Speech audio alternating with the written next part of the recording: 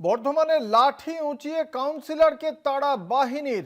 রাস্তার মোড়ে চেয়ারে বসে ভোটারদের প্রভাবিত করার অভিযোগ ছিল তৃণমূল কংগ্রেসের কাউন্সিলরের বিরুদ্ধে এবং সেই ঘটনা এবার কাউন্সিলরকেই সেখান থেকে তুলে দেওয়া হলো কেন্দ্রীয় বাহিনীর পক্ষ থেকে। আপনারা দেখতে পাচ্ছেন সেই ছবি।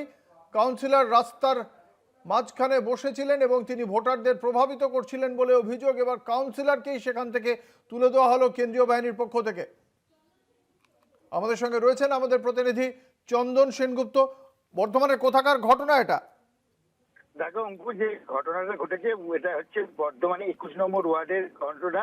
এবং 21 নম্বর ওয়ার্ডের যে কাউন্সিলর আছে শ্যামাপ্রসাদ ব্যানার্জি, তিনি চৌরাস্তার মোড়ে চেয়ার নিয়ে বসেছিল এবং কেন্দ্রীয় বাহিনীর যেটা অভিযোগ, তিনি ভোটারদের প্রভাবিত করছিলেন।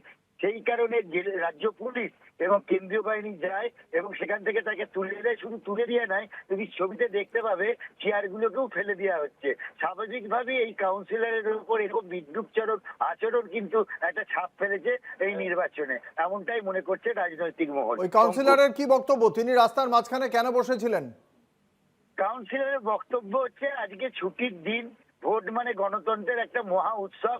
সেই উৎসবে ফাঁকা রাস্তায় তিনি একটু আমেজ উপভোগ করছিলেন, তার বক্তব্য এটাই পাওয়া গেছে। তবে তিনি ক্যামেরার সামনে কোনো কথা বলতে চাইনি, তিনি পাশে গিয়ে বলেছেন যে এই জন্যই তিনি বসেছিলেন।